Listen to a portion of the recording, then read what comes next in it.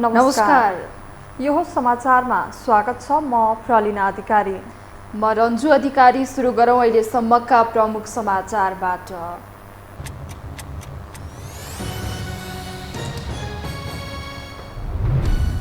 मन्त्रालय भागबण्डा टुङ्ग्याउन गठबन्धनका शीर्ष नेताको दौडधुप। प्रधानमन्त्री प्रचण्ड र ओली बीच बालुवाटारमा वार्ता। प्रदेशदेखि केन्द्रसम्म प्याकेजमै सहमति जुटाउने प्रयास। सभामुखको निर्वाचन मिति नजिकैसँगै दलहरूले थाले तयारी। सहकार्यका लागि अन्य दलसँग वार्ता थाल्ने कङ्ग्रेसको तयारी। सत्ता गठबन्धन बीचका दलमा बढे संशय। लुम्बिनी, कर्णाली र सुदूरपश्चिमका मुख्यमन्त्रीले लिए गोपनीयताको शपथ। भागबण्डा नमिल्दा मन्त्रीहरू मन्त्रालय विहीन। प्रदेश 1 को सभामुखमा बाबुराम गौतम निर्विरोध। माघे सङ्क्रान्ति नजिकैसँगै बजारमा तरुल र चाकुको व्यापार फस्टायो। कालीमाटी लगायतका तरकारी बजारहरूमा सर्वसाधारणको भिड। र प्रधानमन्त्री हसिनाको राजीनामा माग गर्दै बङ्गलादेशका विपक्षी दल आन्दोलनमा। जनवरी 16 मा देशव्यापी जुलुस गर्ने तयारी। तत्काल निर्वाचनको घोषणा गर्न माग।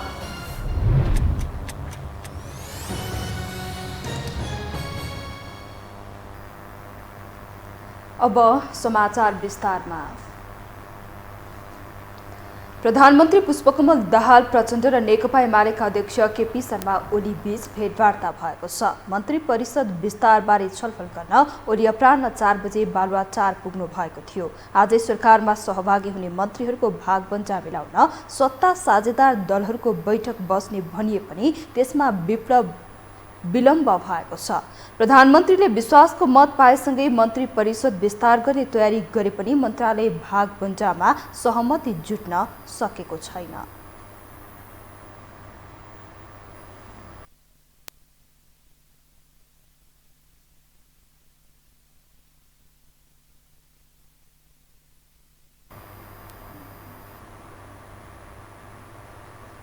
सरकारलाई विश्वासको मत दिएको नेपाली कङ्ग्रेसले सभामुख र उपसभामुख चुनावमा दलहरूको समर्थन खोज्ने निर्णय गरेको छ। पार्टी सभापति शेरबहादुर देउवाको निवासमा बसेको पदाधिकारी बैठकले सभामुख र उपसभामुख चुनावमा सहकार्यका लागि दलहरूसँग छलफल थाल्ने निर्णय गरेको हो। कङ्ग्रेसले प्रधानमन्त्रीलाई विश्वासको मत दिएपछि सत्ता गठबन्धनमा अविश्वास बढिरहेको छ। एमालेसँग मिलेर सरकारको नेतृत्व सम्हालेको नेकपा माओवादी केन्द्र कङ्ग्रेससँगको सहकार्यमा जाने विषयमा टिप्पणी भइरहेका छन्। सभामुखको निर्वाचन 5 माघमा हुँदैछ। सत्तारूढ दलको भागबण्डामा सभामुख एमालेले पाउने सहमति भएको छ।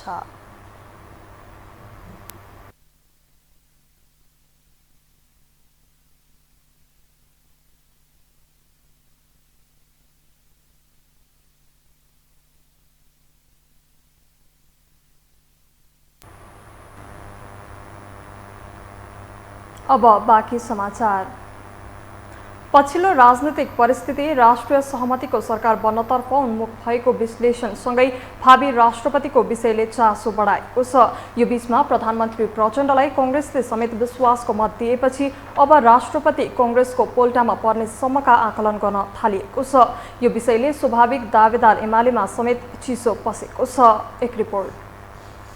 राष्ट्रपति विद्यादेवी भण्डारी र उपराष्ट्रपति नन्दबहादुर पुनको कार्यकाल सकिने लाग्दा नयाँ को आउला भन्ने चासो र चर्चा बढ्दै गएको छ। यही बीचमा निर्वाचन आयोगले फागुन तेस्रो साता राष्ट्रपति निर्वाचन गर्ने गरी तयारी थालिसकेको अवस्था र राष्ट्रिय सहमतिको सरकारको बहसले यसलाई अझ चासोपूर्ण रूपमा हेरिएको छ। केही दिन अघिसम्मको परिस्थितिमा राष्ट्रपतिको भाग एमालेको पोल्टामा पर्ने निश्चित जस्तै रहेको थियो। माओवादी अध्यक्ष पुष्पकमल दाहाल प्रचण्डलाई प्रधानमन्त्री बनाएको एमालेले आफ्नो भागमा राष्ट्रपति र सभामुख मागेको थियो भने प्रचण्ड समेत त्यसमा सहमत नै थिए।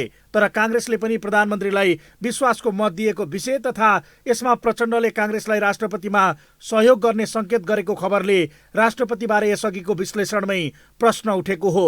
यसको अर्थ यसअघिबाटै विश्लेषण गरिए झैँ प्रचण्डले काङ्ग्रेसबाट राष्ट्रपति बनाउन पहल गर्ने सम्भावना बढेको छ। यद्यपि नेपाली काङ्ग्रेसका नेताहरूले भने यो प्रधानमन्त्रीको काम हेर्नका लागि आफूहरूले विश्वासको मत दिएको दावी गर्दै आएका छन्। विश्वासको मत दिएर हाइज्याक भएको गठबन्धनमा करेक्सन गरेको बताएका काङ्ग्रेस वरिष्ठ नेता रामचन्द्र पौडेल यो कुनै पदका लागि सौदाबाजी नभएको बताउँछन्। तर सत्ता गुमाएपछि हिजो मात्रै निकै हँसिलो मुहारमा देखिएका उनले दोस्रो वाक्यमा जोडेको सबै शक्तिहरू एक ठाउँमा उभिएर राष्ट्रिय सहमति र राष्ट्रिय एकता कायम गर्न आवश्यक भएको भन्ने फुर्कोले भने उनको पहिलो वाक्यको खण्डन गरेको छ। त्यो गठबन्धन हाइज्याक भएको थियो। अब त्यसलाई करेक्सन गर्ने पनि यो उद्देश्यले यो चाहिँ नि अहिले हामीले मतदान गरेर यो संविधान बचाउने मुलुकको सङ्कटलाई टार्ने एउटा प्रयास गरेका छौँ। मैले पहिले पनि भनेको हुँ, पदको कुरा भयो, ओलीजीले विघटन गरेको बेलामा म दौडेर चुनावमा जान्थेँ, तर मैले त्यो बेला हुन्न चुनाव, किनभने व्यवस्थाको लागि, सत्ताभन्दा व्यवस्थाको चिन्ता छ मलाई। राष्ट्रपति तथा उपराष्ट्रपतिको निर्वाचन सम्बन्धी ऐन 2074 को अनुसूची 1 अनुसार संघीय सांसदको मतभार 79 हुनेछ भने प्रदेशसभाको 48 हुनेछ। संघीय सांसद 334 जना रहेका छन् भने प्रदेशसभा सदस्य 550 जना रहेका छन्, जो राष्ट्रपति निर्वाचनका लागि मतदाता रहनेछन्। दलहरूको अहिलेको अवस्था हेर्दा सबैभन्दा बढी काङ्ग्रेससँग 16,000 बढी मतभार रहेको छ, जहाँ निर्णायक रहेको माओवादीको 7,000 मतभारको साथ नपाई 15,000 मतभार भएको एमाले राष्ट्रपति पाउन सक्ने अवस्था छैन। त्यस्तै माओवादीले यो मत काङ्ग्रेसको विश्वासको मतमा साटेको आशंका यसअघिबाटै व्यक्त गरिँदै आएको छ। यही बीचमा प्रचण्ड पनि राष्ट्रपति भन्दा अघि माघ 7 गते नै सभामुख निर्वाचन गराएर एमाले अझै अल्झाउने र राष्ट्रिय सरकारमा रूपान्तरण गर्ने तयारीमा लागेको विश्लेषण छ। आज आफ्नो निर्वाचन क्षेत्र गोर्खा पुगेका उनले अस्थिरतामा सबै मिलेर सफल हुनुको विकल्प नभएको नै बताएका छन्। उनको आशय सरकारमै काङ्ग्रेसलाई समेट्ने हो कि विश्वासको मतप्रतिको कृतज्ञता हो, यसै भन्न सकिने अवस्था छैन। यही बीचमा एमाले नेताहरू भने एउटा पुरानो र परिपक्व पार्टी भएको नाताले काङ्ग्रेसले पदमा हत्ते नहाल्ने विश्वासमा छन्। विश्वासको मत दिनुले सबै दल एक ठाउँमा रहेको राम्रो सन्देश दिए पनि काङ्ग्रेसले सत्तामा भाग्नै नमागेको अहिलेको अवस्थामा राष्ट्रपति कसको भन्ने प्रश्न नै नभएको उनीहरूको तर्क छ। एमाले माग्ने र दाबी गर्ने नभई बाँड्ने ठाउँमा रहेको दाबी गर्ने नेता शेरबहादुर तामाङ यदि काङ्ग्रेस सत्तामा आउने र राष्ट्रपति उसको पोल्टामा पर्ने परिस्थिति बने एमाले उचित निर्णय लिने बताउँछन्। उहाँहरू चाहिँ यदि पदकै आकाङ्क्षा सहित आएको हो भने अथवा कुनै पदीय आकाङ्क्षा, कुनै लोभ होइन, कुनै आग्रह राखेर समर्थन गरे भने खुल्ला नि त, उहाँहरूले प्रस्ताव आउला नि त। अहिले त प्रस्ताव आएको छैन होइन, उहाँहरूको प्रस्ताव आयो, तपाईँले भने जस्तो हामीलाई यो चाहियो भन्दै आएछ भने के गर्नु त, त्यतिखेर छलफल गरौँला होइन।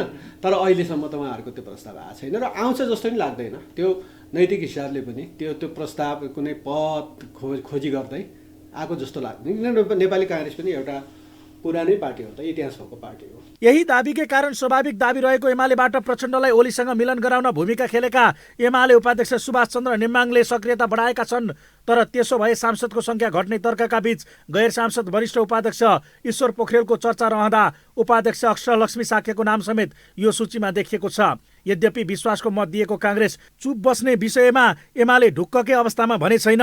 यही कारण अध्यक्ष ओलीले संसदमै छाल र ढोक्सा हान्ने प्रयास सफल नहुने बताइ नै सकेका छन्। फलत राष्ट्रपतिबारे मौन रहेका अध्यक्ष ओली काङ्ग्रेसको गतिविधि नियालिरहेका छन्। यो हो टेलिभिजनका लागि कुलचन्द्र विष्ट, काठमाडौँ। उच्च अदालत पाटनले सन्दीप लामिछानेलाई पूर्वपक्षका लागि थुनामा राख्न जिल्ला अदालत काठमाडौँको आदेश उल्टाइदिएको छ। इजलासले सन्दीपलाई तारिखमा छाड्न आदेश दिएको छ। न्यायाधीश द्वय ध्रुवराज नन्द र रमेश ठकालको संयुक्त इजलासले बिहिबारको बहसपछि जिल्ला अदालतको आदेश बेरितको रहेको भन्दै आदेश उल्टाएको हो। नाबालिग भन्दै आएकी जाहेरेवाला पनि हालै प्राप्त प्रमाणको आधारले बालिग पुष्टि हुने देखिएको बहसमा उल्लेख गरिएको थियो। साथै इजलासलाई सन्दीपको मानसिक अवस्था बिग्रिँदै गएको व्यवसायीले जानकारी दिएका छन्।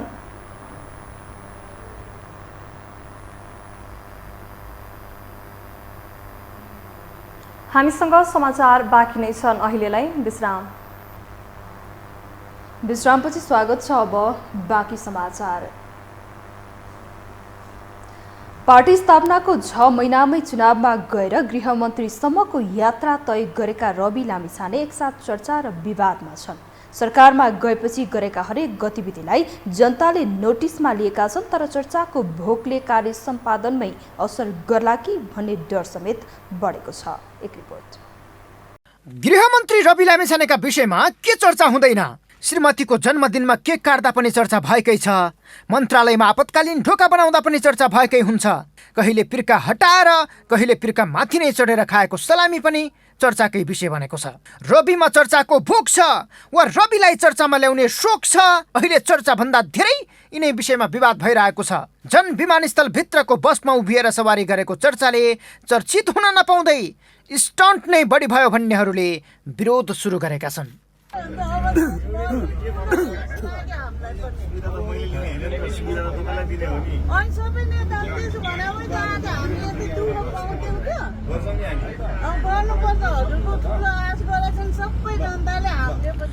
रवि काठमाडौँबाट चितवन जाँदै थिए।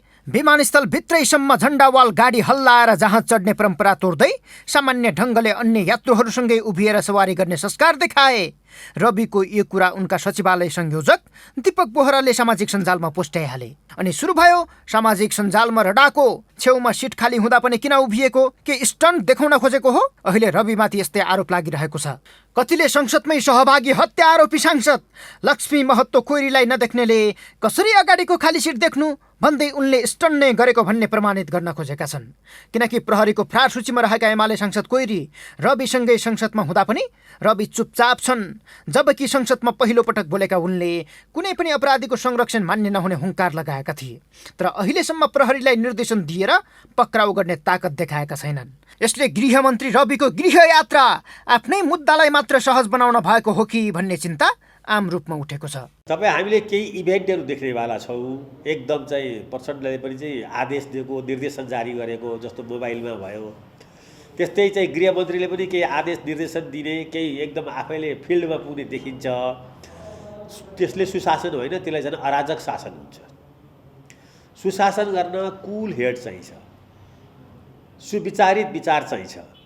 संस्था आफूले चाहिँ लिड गरेको संस्थाहरूको चाहिँ सबै चाहिँ त्यहाँको स्ट्रक्चरल सुधार के गरी गर्ने, सस्टेन के गरी गर्ने, त्यसरी हुन्छ। सुशासन चाहिँ इन्डिभिजुअलको एक्सनबाट हुँदैन। तथापि गृहमन्त्री रवि लामिछानेको सत्ता सुरुवात र भविष्यको सङ्केत राम्रै देखिएको छ। आफ्नै मन्त्रालयको कार्यक्षेत्र बिर्सिएर भए पनि मन्त्री भएकै दिनदेखि रविले देखाएको अग्रसरतालाई आशावादी नजरमा हेरिएको छ। आफ्नै सुरक्षाका लागि सडकमा साइरन बजाएर हिँड्ने पछुवा गाडी हटाएर रविले परिवर्तनको सुरुवात गरेका छन्। पूर्वहरूको सुरक्षामा जथाभावी खटिएका सुरक्षाकर्मी फिर्ता बोलाएर रविले तारिफ योग्य काम पनि गरेका छन्। मन्त्री भएपछि जनताकै बीचमा पुगेर समस्या बुझ्नुपर्छ भन्दै राहदानीको लाइनमा पुगेपछि अन्य मन्त्रीले समेत त्यसको सिको गर्ने वातावरण बनेको छ। तर रविले राहदानी विभागको लाइन हटाउन खोज्नु र भौतिक पूर्वाधार मन्त्री नारायण काजी श्रेष्ठले यातायात कार्यालयको सेवा सजिलो बनाउन खोज्नु एउटै देखिन्छ। अनुगमन भएको छ तर सुधार कुनैमा देखिएको छैन। जबकि उनीहरूले दिएका निर्देशनलाई हेर्दा समस्या छुमन्तर हुने लक काटिएको थियो। धेरै कुरा डिजिटाइजेसनको प्रक्रिया गएपछि नै हल हुन्छ होइन, त्यो हामी गर्नु पर्यो। त्यसैले गर्दा केही चाहिँ हामीले नयाँ नीतिगत र अरू चाहिँ प्राविधिक व्यवस्थापन गर्नुपर्ने हुन्छ। केही चाहिँ हाम्रो कर्मचारीहरूलाई थप दायित्वबोध गराएर, जिम्मेवारी बोध गराएर काम गर्नुपर्ने छ। कतिपय चाहिँ हामीले थप अनुगमन गर्नुपर्ने छ। त्यसो गरेर हामी छिटो समयमै सहज ढङ्गले गुणस्तरीय सेवा दिन अगाडि बढ्छौँ। जनताले काम खोजेका छन्, स्टन्ट होइन। तर कुनै बेला प्रेम आले र रामकुमारी झाँक्रीले मच्चाएको उदण्ड जस्तै चर्चा भोकमै लट्ठिएर रविले भितण्डा मच्चाउँछन् कि भन्ने डर उनका शुभचिन्तकलाई छ। रविको यो तरिकाले अन्य मन्त्रीमा समेत अधिक प्रचार मोहको प्रवृत्ति पल्केला भन्ने डर पनि छ। बिचरा नयाँ छन्, बुझिया छैन काम गर्न। मैले चाहिँ के बुझिया छु भन्दाखेरि काम गर्नका निम्ति यहाँ चाहिँ यहाँको सिस्टम, यहाँको कानुन, यहाँको ऐनले दिँदैन। पहिलो कुरो, बाबा यिनको स्पिरिटलाई म स्वागत गर्छु। यिनको स्पिरिट राम्रो छ, यिनको स्पिरिट चाहिँ गरौँ भन्ने छ। तपाईँको नगरौँ, इमान्दारीपूर्वक गरौँ भन्ने रवि लामिछानेलाई पनि होला, ज्ञानेन्द्र साईलाई पनि होला है, दुइटैलाई होला। तर त्यहाँ गइसकेपछि तर एउटा कुरो म भन्छु, त्यो बालेन शाहले सुकुम्बासीको बस्तीको चाहिँ त्यो हटाउनका निम्ति सहयोग गर भनेर लेखे होइन गृह मन्त्रालय चिठी। के भनेर जवाफ दियो गृहले? हामी सक्दैनौँ भन्नुको कारण के त? अब गृह मन्त्रालयले सुरक्षा दिन सक्दैन भने कसले गर्छ यो मुलुकमा सुरक्षा? आफ्नै रवि लामिछाने फाउन्डेसनको ऋण तिर्न सरकारबाट 4 करोड छुट्याएको समाचारले जुन जोगी आए नि यस्तै त रहेछ भन्ने मनोभाव देखिन थालेको छ।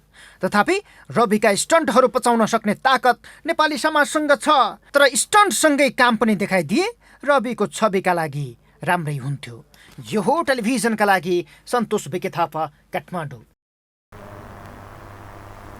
बाह्य मुलुकमा मुलुकको कूटनीतिक छवि निर्माण र सम्बन्ध सुधार जस्ता सवालमा कूटनीतिक नियोगहरूको भूमिका महत्त्वपूर्ण हुन्छ। राजदूतको कूटनीतिक कौशल र क्षेत्रगत विज्ञता र दक्षताले थप अर्थ राख्छ। मुलुकको बिग्रिएको कूटनीतिक क्षेत्रको जिम्मा सांसदहरूले राजनैतिक दलहरूलाई लगाएका छन्। दलहरूले आफन्तलाई राजदूत बनाउँदा परराष्ट्र सम्बन्ध बिग्रिएको सांसदहरूको तर्क छ। एक रिपोर्ट। कूटनीतिक क्षेत्र जस्तो संवेदनशील विषयलाई नेपालका शीर्ष नेतृत्वले प्राथमिकता नदिँदा अलपत्र पर्दै आएको छ। विदेश नीति सञ्चालन र कूटनीतिक क्षेत्रबारे नेतृत्व कति संवेदनशील छ, राजदूत नियुक्तिलाई हेर्दा छर्लङ्ग हुन्छ। एकाध बाहेक अधिकांश राजदूत नियुक्ति केवल राजनैतिक भागबण्डा गरेर आफ्नो आफन्त आसेपासे पोस्ने, कार्यकर्ता भर्ती गर्ने थलो बनाउँदै आएको छ। व्यक्तिको विज्ञता र दक्षता नभई केवल नेतृत्वलाई रिझाएको भरमा आर्थिक लेनदेनमा राजदूत नियुक्ति हुने परम्परा नै बसाएका छन्। फलत अन्तर्राष्ट्रिय स्तरमा मुलुकको छवि सुधार, विदेशी भूमिमा नेपालीले भोग्नु परेको समस्या समाधान वा पहल कदमी धेरै परको कुरा दुई मुलुकको सम्बन्ध सुधारमै काम गर्न असमर्थ छ। सायद यही भएर होला सरकार गठनले पूर्णता नपाउँदै यस विषयमा सांसदहरूले सरकारको ध्यान आकर्षण गराउन थालिसकेको छ। बिहिबार सिंहदरबारमा बसेको राष्ट्रिय सरोकार तथा समन्वय समितिको बैठकमा बोल्दै सांसदहरूले वैदेशिक रोजगारीमा गएका श्रमिकहरूको समस्या समाधानलाई राजदूत नियुक्तिसँग जोडेका छन्। विदेशमा श्रमिकको समस्या समाधान र कार्यान्वयन गर्ने राजदूत नियुक्तिमा सरकारको ध्यान आकर्षण नै गराएका छन्। सांसदहरूले कूटनीति जानेको व्यक्ति राजदूतमा नियुक्ति गर्न नसक्दा परराष्ट्र सम्बन्ध राम्रो बन्न नसकेको तर्क गरेका छन्। सांसदहरूले राजदूत नियुक्ति गर्दा आफन्तहरू छान्न नहुने धारणा राखेका छन्। कतिपय साथीहरू बिचो पर्ने, कतिपय साथीहरूको युवाहरूको मृत्यु हुँदाखेरिमा लासहरू ल्याउनलाई धेरै सङ्घर्ष गर्नुपर्ने, 2 महिना 3 महिनासम्म पनि नआइपुग्ने यो समस्याहरू छ। यसलाई कसरी हेरेको छ, यसको वकालत गर्ने ठाउँ कहाँ हो, छिटो छरितो गराउन सकिने विषय के हो, यसमा चाहिँ यहाँहरूको अनुभवको आधारमा के छ होला भन्ने चाहिँ जिज्ञासा यति दुईजना मात्र राख्न चाहन्छु। हाम्रो चाहिँ यो कूटनीति छ, अन्तर्राष्ट्रिय कूटनीति छ जो ज्यादै नै कमजोर छ। अब विदेशबाट हाम्रोमा राजदूत आउँदाखेरि त्यो राजदूत यो देश बुझेको, जस्तै चाइनाको राजदूत आउँदाखेरि यो देशलाई बुझेको, नेपालमा नजिकबाट हेरेको त्यस्तो मान्छेलाई राजदूत बनाइन्छ।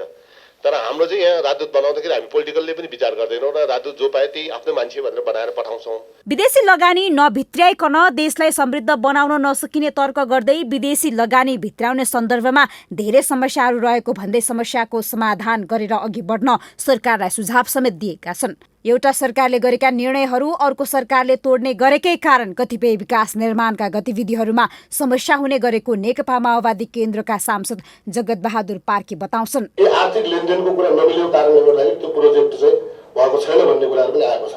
त्यसैले बुढी गण्डकीकै सन्दर्भमा पनि नेपाल सरकारले पहिला चाहिँ गेजुओ कम्पनीसँग त्यसको सम्झौता गर्यो, त्यसपछि अर्को सरकार आयो, फेरि त्यसलाई फेर्यो होइन, फेरि अर्को सरकार आयो, अझ गऱ्यो। यस्तो किन हुन्छ? अनि यसो गर्दाखेरि के विदेशी चाहिँ लगानी कर्ताहरू चाहिँ नेपालमा लगानी गर्न आकर्षित हुन्छन् त? होइन, व्यवहारमा धेरै खालका समस्याहरू छन्। विदेशी लगानी भित्राइने कुरामा परराष्ट्र मन्त्रालयले नै आवश्यक नीति बनाएर अघि बढ्नुपर्नेमा समेत सांसदहरूले जोड दिएका छन्। नेपाललाई आत्मनिर्भर बनाउन परराष्ट्र मन्त्रालयले आफ्नो भूमिका खेल्नुपर्ने तर्क सांसदहरूको छ। अन्तर मन्त्रालयको समन्वयमा सरकारको ध्यानाकर्षण समेत गराएका छन्। नेपालमा रहेका विदेशी राजदूतहरूले नेपालका राष्ट्रपति प्रधानमन्त्रीसँग सीधा सम्पर्क स्थापना गर्न सक्ने भए पनि नेपाली राजदूतहरू भने सीधा सम्बन्ध विस्तार गर्न सक्ने स्थितिमा नहुनु राम्रो नभएको टिप्पणी सांसदहरूको छ। परराष्ट्र मन्त्रालय मेरो विचारमा यस्तो मन्त्रालय हो जो कि कुनै पनि सरकारको अनुहार फेर्ने मन्त्रालय नै परराष्ट्र हो। परराष्ट्र नीति जसको सफल हुन्छ ती सरकार सफल हुन्छ। मैले जाने बुझाए यति नै हो। त्यसै कारणले सरजीले जसरी डिभोटेडली निश्चित रूपमा 40 वर्ष अगाडि 45 वर्ष अगाडि हामी जुन रूपमा एउटा नियोग स्थापना गरेका थियौँ, आज पनि हामी त्यसै हिसाबमा चलाउने हो भने त भन्न गाह्रै छ। साँच्चै के नीतिगत व्यवस्था जसरी भएको छ त्यो कार्यान्वयनको तहमा छ, कार्यान्वयनमा छ? नीतिमा जे व्यवस्था भएको छ त्यो कार्यान्वयन छ कि छैन? छैन भने किन? अन्तर मन्त्रालय समन्वय यो परराष्ट्र मन्त्रालयसँग चाहिँ जति पनि कुराहरू जोडिएका छन् ती सबै अन्तर्मन्त्रालय समन्वय कुरा छ। त्यो वनसित, भूमिसित पनि होला, वाणिज्यसित छ, अर्थसित छ, श्रमसित छ, लगायत अरू धेरै मन्त्रालयहरूसित समन्वयको अवस्था कस्तो छ? यो जहिलेसम्म समन्वय ठिक ढङ्गले जाँदैन तहिलेसम्म हामीले भोगेको पीडाबाट उन्मुक्ति हुँदैन। मुलुकको कूटनीतिक क्षेत्र लथालिङ्ग अवस्थामा छ। कूटनीतिक क्षेत्रको प्रभावकारितामाथि सधैँ प्रश्न उठ्दै आएको छ। दुई मुलुकको सम्बन्ध सुधार मात्र नभई आर्थिक लगानी, सहकार्य समन्वय सहित वैदेशिक रोजगारीमा गएका नागरिकको समस्या समाधान जस्ता सवालमा समेत कूटनीतिक नियोगको भूमिका अपरिहार्य हुँदा यसतर्फ सरकारको ध्यानाकर्षण हुन जरुरी छ। यो हो टेलिभिजनका लागि निम्लेकी शेर्पा, काठमाडौँ। प्रधानमन्त्री पुष्पकमल दाहाल प्रचण्ड विश्वासको मत लिएसँगै मन्त्री परिषद विस्तारको तयारीमा लागे पनि गठबन्धन बीच भागबण्डाको विषय तगारो बनेको छ। मन्त्री परिषदलाई पूर्णता दिएर सरकारका काम कारबाहीलाई प्रभावकारी बनाउनु पर्नेमा सत्ता साझेदार दलहरू एकमत त देखिन्छन्, तर पार्टीहरूको आफ्नै दाबीले निकास निस्कन भने सकेको छैन। एक रिपोर्ट। संसदको गणित फेरबदल हुन सक्ने भएले विश्वासको मत लिएपछि मात्रै मन्त्री परिषद विस्तारको रणनीति लिएका प्रधानमन्त्री पुष्पकमल दाहाल प्रचण्ड अहिले जोडतोडका साथ यसको पूर्णतामा लागि परेका छन्। गत पुस 11 गते 8 सदस्यीय मन्त्रीमण्डलसहित शपथ लिएका उनले अब 17 जना मन्त्री नियुक्त गर्न बाँकी छ भने मन्त्री भइसकेकाहरू समेत बिना विभागीय बनिरहेको अवस्था छ। यही कारण यथाशक्य यसलाई टुङ्गोमा पुर्याउनु पर्ने र सरकारको कामलाई रफ्तार दिनुपर्ने दबावमा प्रचण्ड छन्। जुन विषयमा सत्ता गठबन्धनका दलहरू समेत एकमत छन्, तर सत्ता साझेदार दलहरूको संख्याका साथै मन्त्रीका आकांक्षी पनि धेरै भएकाले आकांक्षी व्यवस्थापन सकसपूर्ण छ। जहाँ दलहरू बीचको भागभण्डाकै विषयले समेत मन्त्री परिषद विस्तारमा अड्को थापेको छ। अहिलेको अवस्थामा एमाले 8 मन्त्रालय लिने दाबी गरिरहेको छ भने माओवादी केन्द्रले 6, राष्ट्रिय स्वतन्त्र र राष्ट्रिय प्रजातन्त्र पार्टीले 3-3 मन्त्रालयमा दाबी गरेका छन्। जसपाले 2 र जनमत पार्टीले थप 1 मन्त्रालयमा दाबी गरेको छ। यसैको छलफलका लागि एमाले अध्यक्ष केपी शर्मा ओली र प्रधानमन्त्री प्रचण्ड बीच बालकोटमा बारम्बार भेटघाट समेत भएको छ। यद्यपि सिट बाँडफाँडबारे गठबन्धनमै छलफल गरेर यथाशक्य चाँडो निर्णयमा पुग्ने गठबन्धन दलहरूको तयारी छ। 11 सिट पाउनुपर्छ, 78 79 सिट भइसक्यो नि त। 11 सिट पाउनुपर्ने हो। त्यो खोजिराख्ने हो भने त हाम्रो साना साना पार्टीहरूको चाहिँ उनीहरूको अपेक्षा धेरै हुन्छ। त्यसो भएपछि हामीले सबै ठाउँमा हामीले आफै धेरै लिने, धेरै खाने परिस्थिति बन्यो भने फेरि आन्तरिक चाहिँ हाम्रो सहमति समझदारीको कुरा चाहिँ भत्किन सक्छ होइन। त्यस कारण हामीले चाहिँ थोरै सिट लिने हो भने हामी चाहिँ 7 सिट जति हुन्छ होला हाम्रो। माओवादीलाई कति सिट चाहिँ तपाईँको, राजसपालाई कति सिट, राप्रपालाई कति सिट, जसपालाई कति सिट होइन, अब जनमत पार्टी भयो, नागरिक उन्मुक्ति पार्टी भयो। कन्डिसन राखेको छ, त्यो कन्डिसन पूर्ण नभइन्जेलसम्म सरकारमा सहभागिता नजाने कुरा चाहिँ भएको हुनाले त्यो हामीसँग हो नि। तर अहिले हामीसँग 8वटा मन्त्रालय भयो भने भोलि उहाँहरू चाहिँ सरकारमा जाने बित्तिकै त्यो सिट हामीले उहाँलाई दिनुपर्छ। सत्ता साझेदार दलमा एमाले, नेकपा माओवादी केन्द्र, राष्ट्रिय स्वतन्त्र पार्टी, राष्ट्रिय प्रजातन्त्र पार्टी, जनता समाजवादी पार्टी, जनमत पार्टी र नागरिक उन्मुक्ति पार्टी छन्। भागभण्डाका क्रममा एमाले रक्षा र परराष्ट्र लगायतका मन्त्रालयमा दाबी गरेको छ भने सञ्चार र ऊर्जा मन्त्रालय आफूले पाउनुपर्ने माओवादीको माग छ। जहाँ श्रम र स्वास्थ्य मन्त्रालयमा राष्ट्रिय स्वतन्त्र पार्टीको दाबी रहँदा जनमत पार्टीले उद्योग मन्त्रालयमा दाबी गरेको छ। यता राप्रपा उपप्रधान सहित 4 मन्त्री पाए मात्र सरकारमा जाने बार्गेनिङ गरिरहेको छ। त्यस्तै नेकपा एकीकृत समाजवादी र जसपा बीच एकताको बहस चलिरहँदा सरकारमा सहभागी नहुने भए मात्र एकता गर्ने समाजवादीले शर्त राखेको विषय पनि अहिले बाहिरिएको छ। यी सबै कुरा टुङ्गिएपछि मात्र अन्तिम भागभण्डा मिलाउने तयारी भएकोले बिना विभागीय मन्त्रीले समेत अहिले जिम्मेवारी पाउन सकेका छैनन्। हाम्रो कानुनले तोके अनुसार सांसद भएका व्यक्ति नै मन्त्री हुन्छन्। त्यो मानवीय स्वभाव हो, त्यो हामी आकांक्षा राख्न पाउँछौँ पनि र कानुनले दिएको छ मलाई। त्यसैले गर्दा अब को हुन्छ भन्ने कुरा त्यो नेतृत्वले निर्णय गर्ने हो। भागभण्डा मिलेको खण्डमा एमाले पदाधिकारी बाहेकका नयाँ अनुहारलाई मन्त्री बनाउने तयारीमा छ। यता माओवादीबाट पनि जनार्दन र वर्षमान जस्ता व्यक्ति सहभागी नहुने निश्चित प्राय छ। जहाँ कतिपयलाई भने नयाँ अनुहारले उपप्रधानमन्त्री नै पाइसकेको अवस्थाले समेत मन्त्री बन्ने बाटो रोकिदिएको छ। जसले असन्तुष्टिकै बीच पनि कसलाई मन्त्रीमा पठाउने भन्ने विषय ठुला दलका लागि त्यति चिन्ताको विषय नहुने देखिए पनि नयाँ दलका लागि भने यही विषय पनि रस्साकस्सीकै हुने अवस्था छ। अब बाँकी समाचार। लुम्बिनी, कर्णाली र सुदूरपश्चिमका मुख्यमन्त्रीले आज पद तथा गोपनीयताको शपथ लिएका छन्। लुम्बिनी प्रदेशका मुख्यमन्त्री लीला गिरीले प्रदेशका प्रदेश प्रमुख अमित शेरचन समक्ष पद तथा गोपनीयताको शपथ लिनुभयो। मुख्यमन्त्री गिरीसँगै अन्य 2 जना मन्त्रीले पनि शपथ ग्रहण गर्नुभएको छ। एमालेबाट चेत नारायण आचार्य र माओवादी केन्द्रबाट कृष्ण केसीले मन्त्रीको शपथ ग्रहण गर्नुभएको छ। उहाँहरू दुवैजनालाई मन्त्रालयको जिम्मेवारी भने दिएको छैन।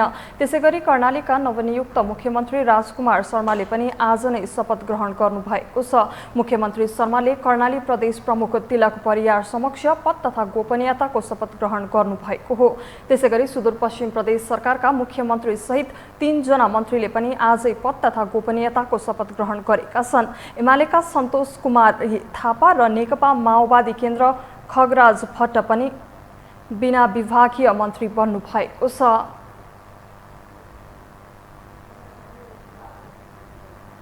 प्रदेश 1 को सभामुखमा नेकपा माओवादी केन्द्रका सांसद बाबुराम गौतम निर्विरोध निर्वाचित हुनुभएको छ। गौतमको मात्र उम्मेदवारी परेकाले उहाँ निर्विरोध निर्वाचित हुनुभएको छ। बिहिबार बसेको प्रदेशसभा बैठकमा ज्येष्ठ सदस्य गायानन्द मण्डलले गौतमलाई निर्विरोध निर्वाचित भएको घोषणा गर्नुभएको हो। गौतम ओखलढुङ्गाको प्रदेशसभा निर्वाचन क्षेत्र नम्बर 2 बाट निर्वाचित हुनुभएको थियो। उपसभामुखको निर्वाचन पुस 30 गते हुँदैछ। सत्तारूढ राजनैतिक दलका शीर्ष नेताहरूबीच भएको सहमति अनुसार 7 प्रदेशले नयाँ मुख्यमन्त्री पाइसकेका छन्। पहिलो 5 वर्ष उपलब्धिमूलक नभएको आक्रोश व्यवस्थापन गर्नु र प्रदेशको आवश्यकता पुष्टि गर्नु नयाँ प्रदेश मुख्यमन्त्रीका लागि चुनौती देखिन्छ। एक रिपोर्ट। सत्तारूढ राजनीतिक दलका शीर्ष नेताहरूबीच भएको सहमति अनुसार 7 प्रदेशले नयाँ मुख्यमन्त्री पाइसकेका छन्। गठबन्धन दलबीच भएको भागवण्डा अनुसार एमाले 4, माओवादीले 2 र जसपाले 1 प्रदेशमा नेतृत्व गर्ने मौका पाएको हो। प्रदेश 1 गण्डकी, लुम्बिनी र सुदूरपश्चिममा एमाले, बागमती र कर्णालीमा माओवादी केन्द्र र मध्य प्रदेशमा जनता समाजवादी पार्टीको नेतृत्वमा सरकार गठन भएको छ। 5 वर्षसम्म पनि आफ्नो अस्तित्व कायम गर्न नसकेको प्रदेश मुख्यमन्त्रीलाई यसपटक पनि चुनौती नै चुनौती हुने देखिएको छ। स्थायित्वको सरकार बनाउने भन्दै चुनावमा होमिएका दलहरूलाई यसपटक पनि आलो पालो सरकार चलाउनु पर्ने अवस्था छ। देख्दा सहमतिमा नै सरकार गठन हुने देखिए पनि मन्त्रीमण्डल विस्तारमा नै ठूलो चुनौती छ। आफूले तोकेको मन्त्रालय नपाए मन्त्रीमण्डलमा नै नजाने कुरा बाहिरिरहँदा प्रदेशका मुख्यमन्त्रीहरू प्रधानमन्त्रीको ढोका ढकढकाउन पुगिरहेका छन्। बुधबार मात्रै गण्डकीका मुख्यमन्त्री खगराज अधिकारी प्रधानमन्त्री पुष्पकमल दाहाल प्रचण्डलाई भेट्न पुगे भने बिहिबार पनि बागमतीका मुख्यमन्त्री शालिग्राम जमकटेल बालुवाटार पुगे। नयाँ जनमत पाएर आएका मुख्यमन्त्रीहरू पनि केन्द्रकै मुख ताक्नुपर्ने अवस्थामा छन्। मुख्यमन्त्री चयनमा अगाडि देखिएको प्रदेश 1 ले 4 जना मुख्यमन्त्री पाइसक्दा पनि नाम राख्ने सवालमा असक्षम छ। प्रदेश 1 कै कुरा गर्ने हो भने एमालेको मुख्यमन्त्री भएकै कारण माओवादी सरकारमा गएको छैन। त्यस्तै कमै प्रदेशका नेतामध्ये प्रदेशमा नै फलिफा भएका नेता शालिग्राम जमकटेल मन्त्रीकै गाडी चढेर हेटौडा पुगी मुख्यमन्त्रीको गाडी चढेर फर्किए। जमकटेलले फर्किनासाथ बालुवाटारमा आफ्नै नेता प्रधानमन्त्री प्रचण्डलाई चुनौती मात्रै सुनाएनन्, सहजीकरणका लागि सहयोग नै मागे। त्यसो त आफ्नै पार्टीका नेता प्रधानमन्त्री भएका उनलाई केही सहज हुन सक्छ। तर हिजो सत्ता पक्ष र प्रतिपक्षी हुँदा सदनमा उनले उठाएका प्रश्नहरू उनीमाथि तेर्सिनेछ। गण्डकीका मुख्यमन्त्री बन्न सफल भएका पूर्व गृहमन्त्री खगराज अधिकारीको चुनौती पनि कम छैन। केन्द्रको शिकार बन्दै आएको मुख्यमन्त्री पद 5 वर्षका लागि अधिकारी सुरक्षित देखिए तापनि राष्ट्रिय राजनीतिमा आएको उलटफेरले मिनेटमा नै उनको कुर्सी गिर्न सक्ने अवस्था हुँदा त्यसलाई बचाइराख्नु पर्नेछ। खस्किदो प्रदेश संरचना जितेर आए पनि प्रदेशलाई जनताले खासै रुचाएका छैनन्। जनतासँग प्रत्यक्ष सरोकार राख्ने विषय प्रदेशले सम्बोधन गर्न नसकिरहेको र सबै कुरा केन्द्रकै भर पर्नुपर्ने हुँदा मुख्यमन्त्रीलाई भन्दा कुनै पालिका मेयरलाई बढी महत्त्वका साथ हेरिन्छ। फलत यसअघि आम नागरिकमा आफ्नो उपस्थिति देखाउन नसकेको प्रदेशले आफैलाई प्रमाणित गर्नुपर्नेछ। एउटा नागरिकलाई राहदानी दिने कुरो, एउटा नागरिकलाई तपाईँको चाहिँ आफ्नो लाइसेन्स रिन्यू गर्दाखेरि तपाईँको तिर्नुपर्ने कुरोमा चाहिँ हामीभित्र त्यहाँभित्र केही समस्या छ होइन। त्यो समस्या चाहिँ हिजो लामो समय चाहिँ जनताले भोगिरहेको अवस्था छ, त्यसलाई सुधार्नुपर्छ भन्ने खालको कुरोमा चाहिँ अहिलेको सरकार पनि कन्सियस छ। हाम्रो राज्यले के भन्नुपर्छ, कुनै पनि चिज बन्दाखेरि कुन पैसामा कति पैसामा बन्छ थाहा त हुन्छ नि, र यति पर्सेन्टसम्म तपाईँको तलमाथि हुनसक्छ भने सामान्य मार्जिन राख्नुपर्छ। र काम अवधिभित्र काम गर्न सकेन भने त्यो ठेडालाई के गर्ने, हाम्रो ऐनमा त छ, अझ त्यो ऐन पनि परिमार्जित गर्नुपर्ने अवस्था देखिन्छ होइन। त्यसै गरी जनताका प्रत्यक्ष सरकारका विषयहरूमा जनताले चाहँदाखेरि महसुस हुने गरी यो सरकारले काम गर्नुपर्छ। मेरो विचार काम गर्छ। मुख्यमन्त्रीदेखि सभामुखसम्म सबैको भागभण्डा केन्द्रले नै गरिदिएको छ। नियुक्ति भएका सबै मुख्यमन्त्रीले सम्भवतः यसै साताभित्र विश्वासको मत लिनेछन्। सङ्घले काम गर्न दिएन भनेर भनिरहँदा हस्तक्षेपका लागि केन्द्रलाई गुहार्ने प्रदेशले आफ्नै स्वायत्त ढङ्गले काम गर्न सकिरहेको छैन। यस्तो अवस्थामा प्रदेशले अस्तित्व जोगाउने हो भने अहिले चलिरहेको यसलाई सहज रूपमा लिने हो, यसलाई संस्थागत गरेर जाने हो, यसलाई मजबुत बनाएर जाने हो। तर मजबुत बनाएर जाँदाखेरि खास केही परराष्ट्र मामला, सुरक्षाको मामला र सार्वभौमिकताको मामलालाई छोडेर अरू अधिकार चाहिँ दिँदा हुन्छ। अधिकार दिएर त्यो अधिकारलाई चलाउन सक्ने, त्यो अधिकारलाई चाहिँ अन गर्न सक्ने क्षमता पनि हुनु पर्यो नि त, परेन? आवेगमा आयो नि त। त्यो क्षमता जब हाम्रा नेताहरूमा त्यो क्षमतै छैन, हाम्रो राज्य सञ्चालन गर्ने क्षमता नेताहरूमा छैन, अनि त्यो भएन भनेर त भन्नु बेकार छ। गएको कार्यकालमा हेर्ने हो भने राजनीतिमा आफूलाई प्रमाणित गरिसकेका नेताहरू मुख्यमन्त्री भएका छन्। शेरधन राई, भीम आचार्य, पृथ्वी सुब्बा गुरुङ, शङ्कर पोखरेल जस्ता होनहार मुख्यमन्त्रीको कार्यकालमा संघीयताको अभ्यास केन्द्रले राम्रोसँग गर्न दिएन। 5 वर्ष बितिसक्दा पनि प्रदेशले आफ्नो क्षमता देखाउन नसकेको अवस्थामा आशाविहीन भएको प्रदेशमा आश लाग्दो मुख्यमन्त्री आउन नसक्नु र आएका पनि केन्द्रकै हस्तक्षेप सहनु पर्ने अवस्थाले आश जगाउन सकेको छैन। जसका कारण विगतमा मुख्यमन्त्रीको झैँ यसपटकका मुख्यमन्त्री पनि कार्यकाल जोगाउने भन्दा माथि उठ्ने सम्भावना ज्यादै न्यून देखिन्छ। यो टेलिभिजनका लागि निरज कोइराला, काठमाडौँ। माघे संक्रान्ति पर्व नजिकिएसँगै बजारमा तरुल र चाकुको व्यापार फस्टाएको छ। यति बेला टोखाका चाकु उद्योग र कालीमाटी तरकारी तथा फलफुल बजारमा व्यापारीहरूको भिड लाग्ने गरेको छ। एक रिपोर्ट। माघे संक्रान्ति पर्व नजिकैसँगै यति बेला कालीमाटी तरकारी तथा फलफुल बजारमा तरुल किन्न जानेहरूको भिड देख्न सकिन्छ। तरुलको मूल्यमा विगतका वर्षहरूको भन्दा फरक नरहेको व्यापारीहरू बताउँछन्। कालीमाटी बजारमा धादिङ, नुवाकोट, मकनपुर, सिन्धुपाल्चोक, सिन्धुली, रामेछाप लगायतका जिल्लाहरूबाट तरुलहरू आइरहेको व्यापारीहरूको भनाइ छ। कालीमाटीमा तरकारी व्यापार गर्दै आउनु भएका कृष्ण प्रसाद पोखरेलले तरुल माघे संक्रान्तिमा मात्र पाउने सिजन भएकाले पनि संक्रान्तिको अघिल्लो दिनको व्यापार हेरेर मात्रै नाफा घाटाको बारेमा भन्न सकिने बताउँछन्। यो चाहिँ तपाईँको अब आउने ठाउँ चाहिँ तपाईँको सर्लाहीबाट, धादिङबाट, मकवानपुरबाट, चितवनबाट, नवलपरासीबाट, तपाईँको यतापट्टि सुनसरीबाट, तपाईँको सिन्धुपाल्चोकबाट, सिन्धुलीबाट, अब अन्यत्र यावत ठाउँबाट चाहिँ यी तरुलहरू आउँछन्।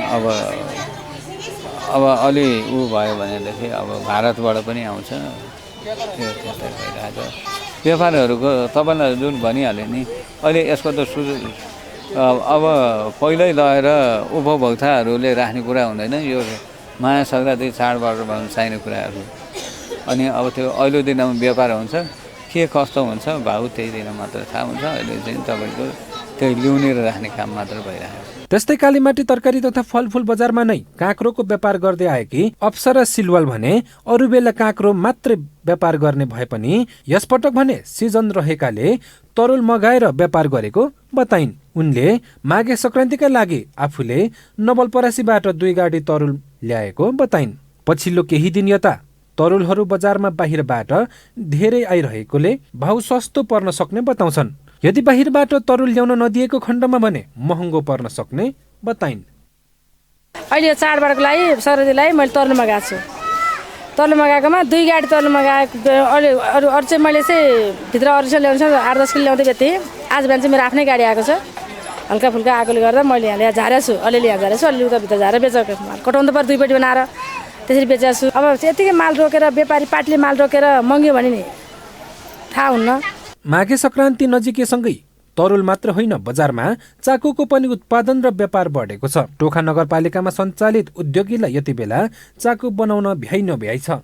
टोखामा उत्पादन भएको चाकु काठमाडौँ उपत्यकामा असन, इन्द्रचोक, भक्तपुर, पाटन, कीर्तिपुर र उपत्यका बाहिर नारायणघाट, पोखरा, बुटवाल, विराटनगर लगायतका शहरमा पनि बिक्री हुँदै आएको छ। झण्डै 50 वर्षदेखि चाकु उत्पादन गर्दै आएका टोखा चाकु उद्योगका सञ्चालक राजकाजी श्रेष्ठका अनुसार यहाँ उत्पादित चाकु स्वदेशमा मात्रै नभएर अमेरिका, जापान, जर्मनी, अस्ट्रेलिया लगायतका देशहरूमा समेत उत्तिकै माग भएको बताउँछन्।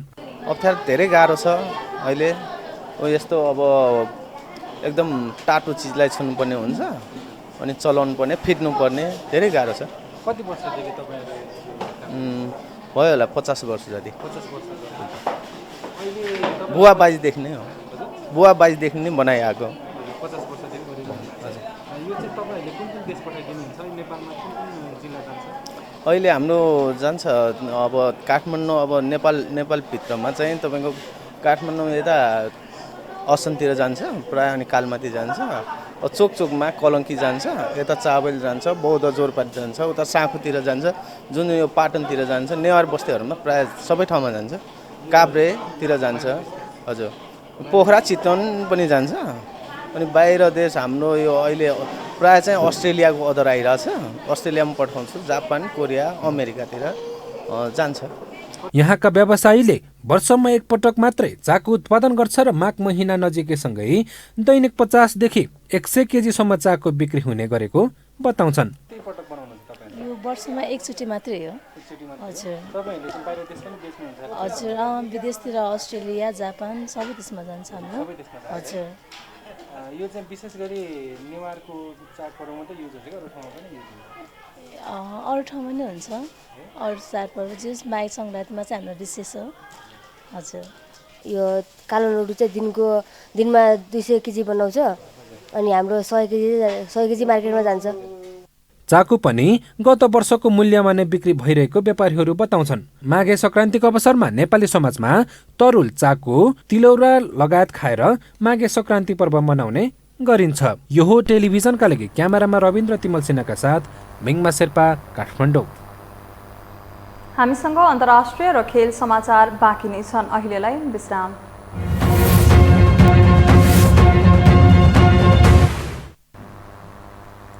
विश्रामपछि स्वागत छ। अब पालो अन्तर्राष्ट्रिय समाचारको।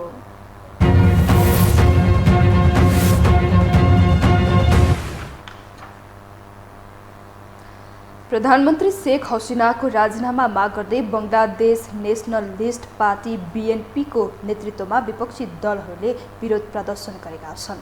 ढाकामा विद्युत मूल्य वृद्धिको योजना कार्यान्वयन हुन बाँकी रहेको विरोधमा बीएनपीले जनवरी 16मा देशव्यापी र्याली र जुलुस गर्ने घोषणा गरेको छ।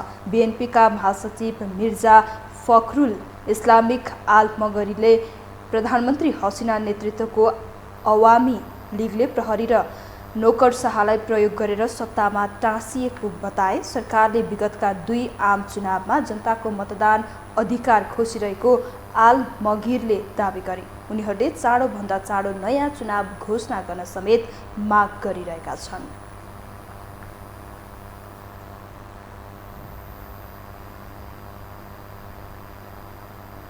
अब पालो खेल समाचारको।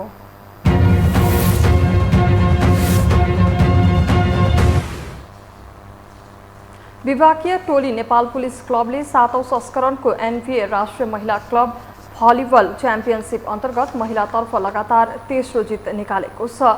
त्रिपुरेश्वर स्थित राखेपको कभर्ड हलमा आज भएको खेलमा न्यू डायमन्ड स्पोर्ट्स क्लबलाई 3-2 को सेटमा हराउँदै पुलिसले लगातार तेस्रो जित निकालेको हो। जितसँगै पुलिस समूह 1 को समूह विजेता बन्दै सेमिफाइनलमा प्रवेश गरेको छ। पुलिसले 3 खेलमा 8 अङ्क जोडेको छ। न्यू डायमन्ड भने उपविजेता बन्दै सेमिफाइनलमा पुगेको छ। न्यू डायमन्डले 3 खेलमा 6 अङ्क जोडेको छ। च्याम्पियनसिपको महिला र पुरुष विजेताले नगद 4 लाख पाउनेछन्। यस्तै उपविजेताले 2 लाख र तेस्रो हुनेले 1 लाख पाउने भएका छन्।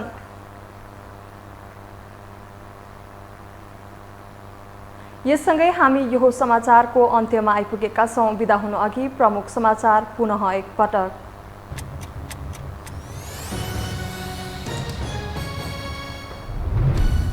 मन्त्रालय भागभण्डा टुङ्ग्याउन गठबन्धनका शीर्ष नेताको दौडधुप। प्रधानमन्त्री प्रचण्ड र ओली बीच बालवाटारमा वार्ता। प्रदेशदेखि केन्द्रसम्म प्याकेजमै सहमति जुटाउने प्रयास। सभामुखको निर्वाचन मिति नजिकैसँगै दलहरूले थाले तयारी। सहकार्यका लागि अन्य दलसँग वार्ता थाल्ने कांग्रेसको तयारी। सत्ता गठबन्धन बीचका दलमा बढे संशय। लुम्बिनी, कर्णाली र सुदूरपश्चिमका मुख्यमन्त्रीले लिए गोपनीयताको शपथ। भागभण्डा नमिल्दा मन्त्रीहरू मन्त्रालय विहीन। प्रदेश 1 को सभामुखमा बाबुराम गौतम निर्विरोध। माघे सङ्क्रान्ति नजिकैसँगै बजारमा तरुल र चाकुको व्यापार फस्टायो। कालीमाटी लगायतका तरकारी बजारहरूमा सर्वसाधारणको भिड। र प्रधानमन्त्री हसिनाको राजीनामा माग गर्दै बङ्गलादेशका विपक्षी दल आन्दोलनमा जनवरी 16 मा देशव्यापी जुलुस गर्ने तयारी। तत्काल निर्वाचनको घोषणा गर्न माग।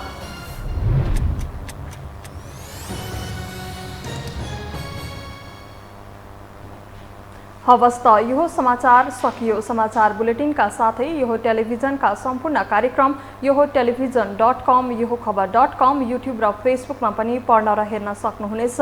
मोबाइलमा यो टिभी एप डाउनलोड गरी हामीलाई प्रत्यक्ष हेर्न सक्नुहुनेछ। तथ्य सहितको निष्पक्ष समाचार तथा मनोरञ्जनका लागि हेर्दै रहनुहोला यो टेलिभिजन। नमस्कार।